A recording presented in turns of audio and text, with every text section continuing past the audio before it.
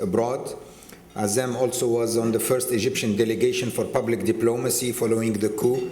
So she's been really active in opposing the military regime and the military coup in Egypt, and she's one of the leading voices of the opposition in Egypt. And after her, we will have Dr. Ayman Noor join us from Beirut through Skype.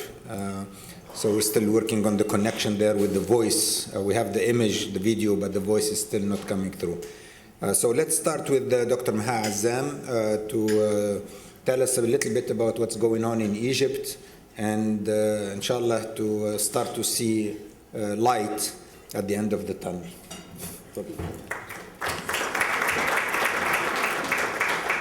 Good afternoon, and thank you very much to CSID and to Dr. Masmoudi for inviting me to join you today. It's a great pleasure and a great honor. We had some very good sessions in the morning, and I think our experts laid out the situation in Egypt very clearly. But let me reaffirm briefly before I give you my perception and understanding of where we need to move. The situation in Egypt is critical. As we've heard, on the political, human rights level, on the security level, the situation has deteriorated beyond really all that is acceptable in terms of international law or the standards of human rights that are acceptable globally. Egypt today is surviving, and I use the word surviving very carefully. Its citizens are surviving with difficulty in the shadow of one of the most brutal dictatorships that they have experienced over the last 60 years. Some aspects of that dictatorship are reminiscent of the worst days of the Nasser regime. We have for over 40,000 political prisoners. Many of those political prisoners are members of parliament, elected members of parliament. They number almost 200. The Speaker of Egypt's first democratically elected parliament is in prison. Our first democratically elected president, Dr. Mohammed Morsi, is in prison and faces false charges and verdicts. Our young are in prison for the sole reason that they decided to come out and protest against military dictatorship and authoritarianism. Young men and women, the violations in the prisons continue. There are cases of rape and constant cases of torture. Our people are dying in the prisons. Just recently, a leading MP just yesterday died because of lack of care in Egypt's prisons. Formerly, a few months ago, an academic died in prison. There are disappearances. There is what was known in Eastern Europe as the late-night call at the door to arrest the young as they sleep in their apartments and are taken away from their families. Protesters are shot at when they come out to protest peacefully in Egypt's streets. The squares of Egypt are blocked to them. The situation is reminiscent of some of the worst excesses of any dictatorship known in the world. And yet, as I stand here in Washington today, and I'm honored to be here, I ask myself why a great democracy like that of the United States continues to support such a regime. We heard just earlier how Tunisia, with the great steps it has taken towards democracy, also does not have sufficient economic support from the outside world, from the democratic world. There is something that needs to be reassessed, and reassessed very quickly. in terms of policy and support for such regimes, such as the one in Egypt. Because if we don't see a review of policy from the United States and its allies in Europe, we are going to see an increasing extremism that is going to threaten all of us. It is going to threaten the people of Egypt domestically because it will create greater instability. It will threaten the region, and it will have threats internationally.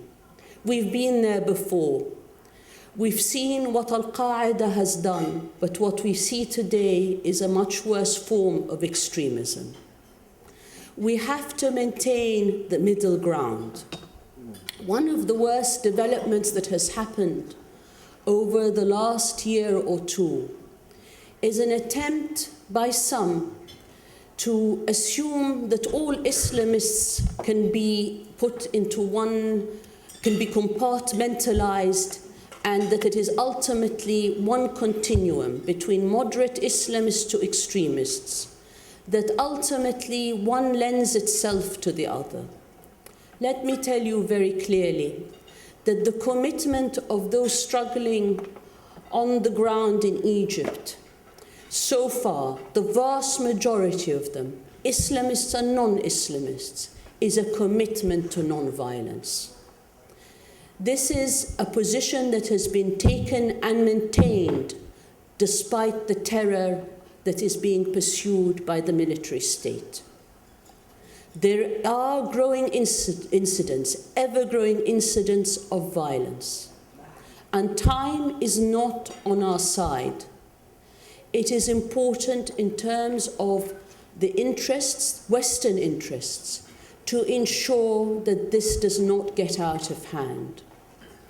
There are many in Egypt that will say to you that the breakdown in the rule of law, and there is no rule of law in Egypt. There is no independent judiciary today. The judiciary is an arm of the military, as is the media.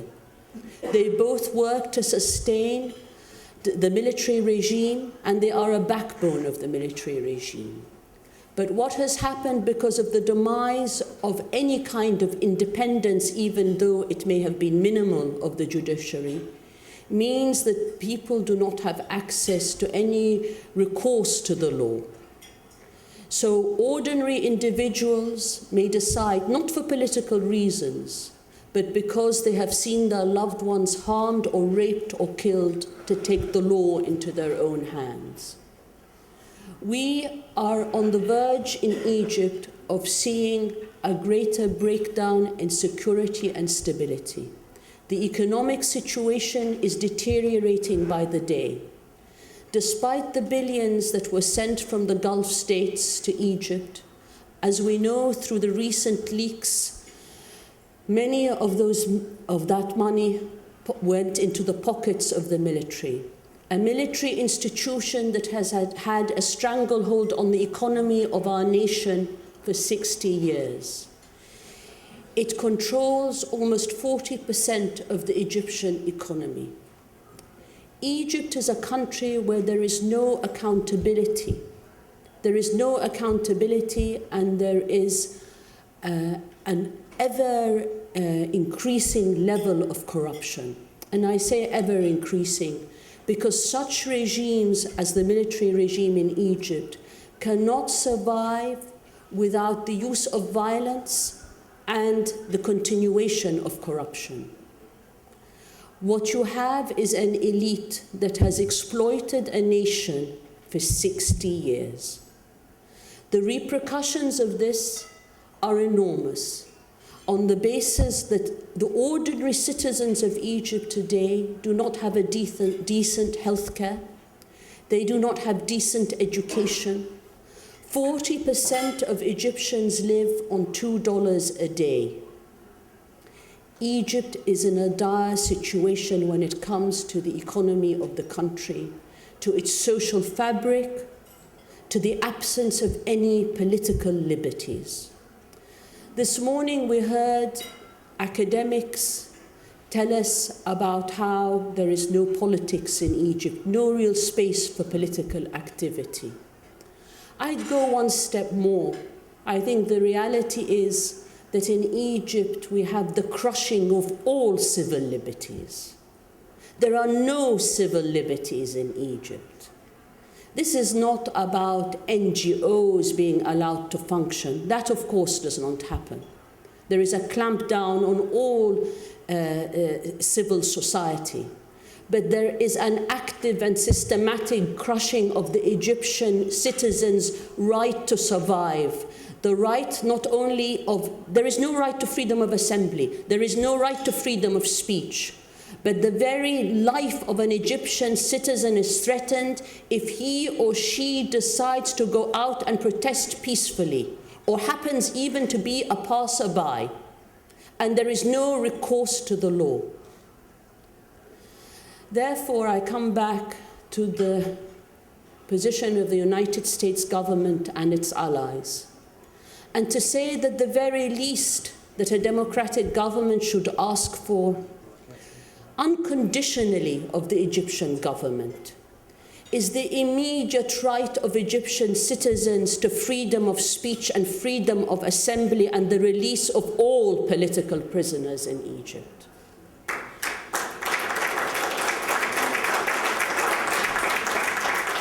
Let us see what happens to the general and his junta if we have one day in which Egyptian citizens are free without fear to enter the squares of their country. One day, I am sure that those squares will be flooded with opponents of the military regime. No free citizen wants to live under military dictatorship. And it is shameful that General Sisi was recently allowed to enter and to visit Spain, and may be visiting Germany soon. It is shameful that democracies such as Spain and Germany should welcome a dictatorship when they know the meaning of fascism and dictatorship from their recent history. That they should welcome a man that is worse than Pinochet. I used to describe him as akin to Pinochet, until I learned that the number of those imprisoned under Pinochet during decades and those killed amounted to what has happened in Egypt in 1 year. Egypt has experienced the worst massacre in its modern history under this dictatorship. It has experienced the killing of innocent protesters in Rab'a and Nahda and other squares of Egypt. And I mention the names of the squares because I know that one day very soon, many across the world will not be afraid to remember that what happened under this regime was related to a severe form of discrimination against one group, one particular group that played by the rules of the game. And it is so important for us, I think, today to acknowledge the need for democracy, for inclusivity, and nowhere more so than in Egypt. And we hear and we learn from our from the Tunisian experience of the need to be tolerant, for the need to be inclusive. But let me assert here that the situation in Egypt is also quite different. The role that the military played, the upper echelons of the military establishment played in Egypt, was very different to the role played by the military in Tunisia. And that ultimately the interference of the military through a coup against an elected president, a democratically elected president, set the democratic process back. And it is exactly that democratic process that we want to ensure is established once again. There are certain steps that need to be taken for this to be done. Egyptians need to unite under one platform and one umbrella. whatever their political differences, whatever their political differences and different ideologies. They need to work together in order to ensure that the military dictatorship is overthrown, and steps are being taken to ensure that that is the case. The regional situation has changed somewhat over the last few months. There is an opening and an opportunity for countries like Saudi Arabia to ensure that the support it gives to the Egyptian regime is not unconditional. And there are changes that give rise to optimism. There are many countries in the region that can play an important role in distancing themselves from the Sisi regime. Internationally, there needs to be a serious review of the position taken so far in terms of supporting the military dictator. We have heard that governments deal with governments, yes, but we are asking those governments not to legitimize further a military regime that kills its own people. We ask of all democratic governments not to further embrace the military dictator in Egypt. Let me make a final point. As we look to Egypt, very close by, we look to Syria, where a brutal regime has committed genocide against its own people. Let us hope that in the next months we see the fall of Assad. And with the struggle that has continued in Syria unabated for freedom and rights, and with all the complications that exist there, and the long struggle that will even ensue after Assad, let us hope that this is an opportunity for the United States and its allies to also look to Egypt and to ensure that we see the fall of two dictators, Assad and Sisi, and to return the region once again to the path it began in 2011 in its search for freedom and rights, and to rekindle the next wave of the Arab Spring. Thank you very much.